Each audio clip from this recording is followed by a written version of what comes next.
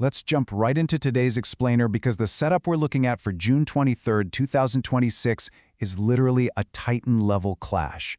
It's like watching a high-stakes anime battle unfold in real time. On one side, a massive barrage of external market shocks and some really intense regulatory walls closing in.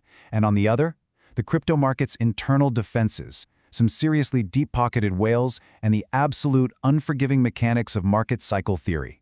So, let's break down this complex standoff, step by step.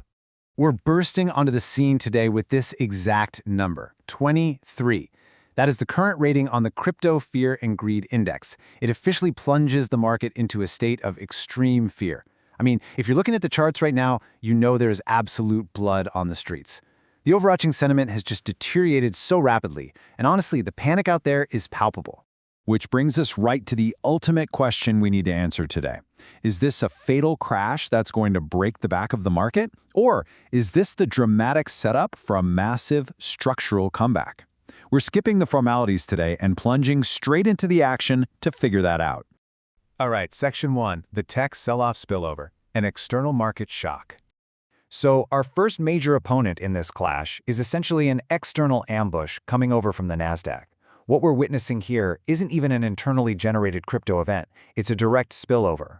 We've got a traditional tech sell-off, heavily led by chip stocks like SanDisk and Micron, and it's activated this fierce risk correlation channel.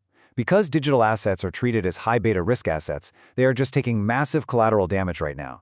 Bitcoin dropped about 3.9%, which pushed it below its critical support zones.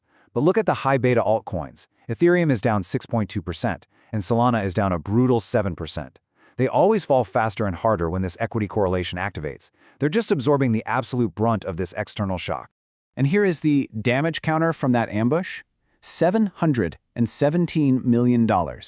That's the staggering volume of leveraged liquidations that have slammed the market in just the last 24 hours. As that tech sell-off dragged prices down, it triggered this massive secondary liquidation cascade.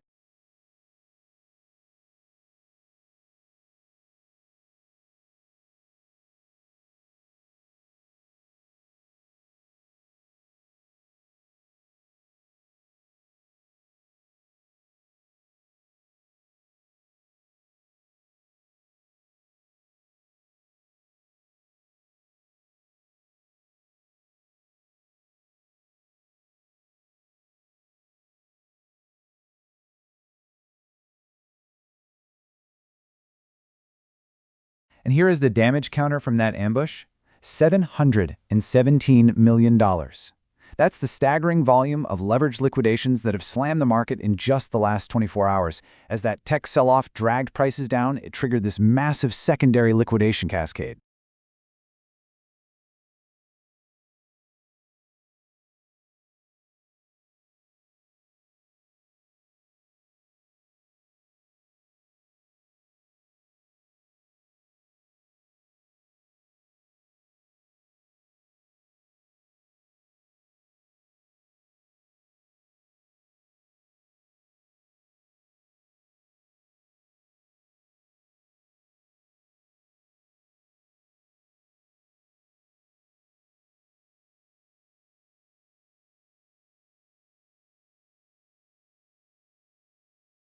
And here is the damage counter from that ambush: $717 million. That's the staggering volume of leveraged liquidations that have slammed the market in just the last 24 hours. As that tech sell-off dragged prices down, it triggered this massive secondary liquidation cascade. Moving on to Section 2, the MiCA ticking clock, regulatory walls closing. Just as the market is reeling from that Nasdaq ambush, we have a massive wall of regulatory pressure closing in fast. It's literally a ticking clock. Today, June 23rd, we're seeing peak market stress. Tomorrow, June 24th, the European Securities and Markets Authority, ESMA, issues its final warning. And then we hit the hard wall, July 1st.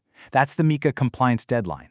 The grandfathering period for the markets and crypto assets regulation is ending across the EU. Now, sure, some players like Ripple have secured preliminary approvals, but for countless unauthorized crypto asset service providers out there, this is a really tense go or no-go execution phase. Global legal experts are actually calling this a near impossible timeline if you haven't already filed for your authorization. The grace period is completely over. Firms basically have to secure compliance immediately, forcefully geo-block all of their EU users, or deal with some very severe administrative fines and legal consequences. As you can imagine, this is injecting a massive dose of operational anxiety straight into the market's bloodstream. Which takes us to Section 3, Technical Breakdown, Contested Support Levels. Shifting our focus over to the internal technical battlefield, all that external pressure has forced Bitcoin below its critical $63,750 support zone. So we've got a real duel on our hands. On one side, the bull defense. They are desperately trying to hold the bull market trendline and that absolutely crucial $59,600 horizontal support. On the other side, the bear attack. Analysts are tracking a really menacing bearish head and shoulders pattern.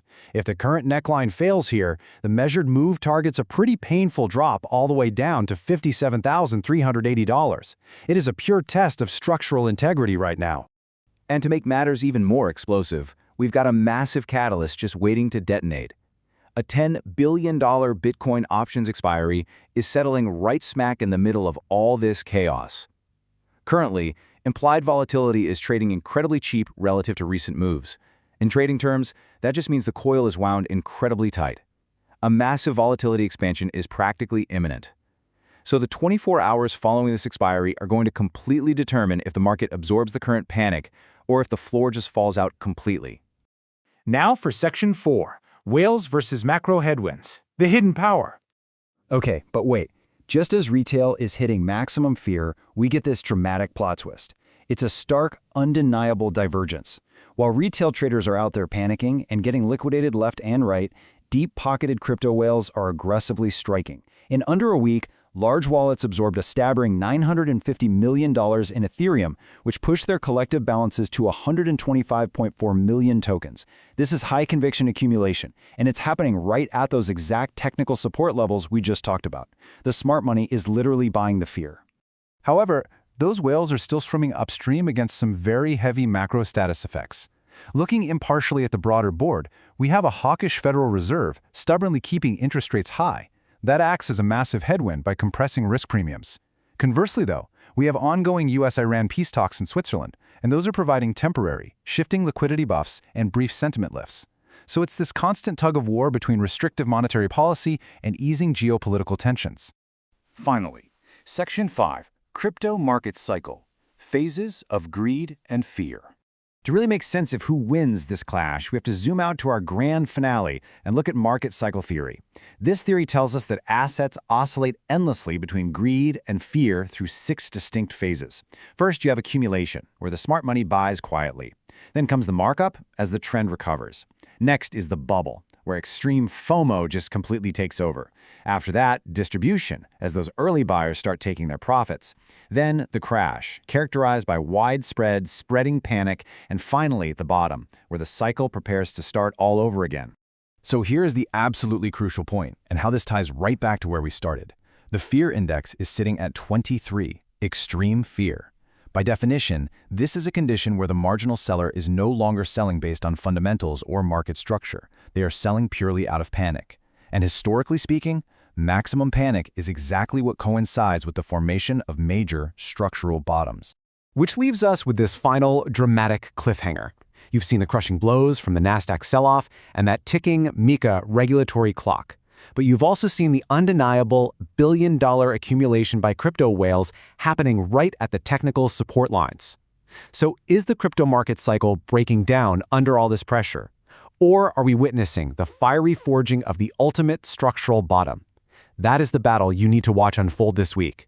Keep your eyes on the charts, and I will see you in the next explainer.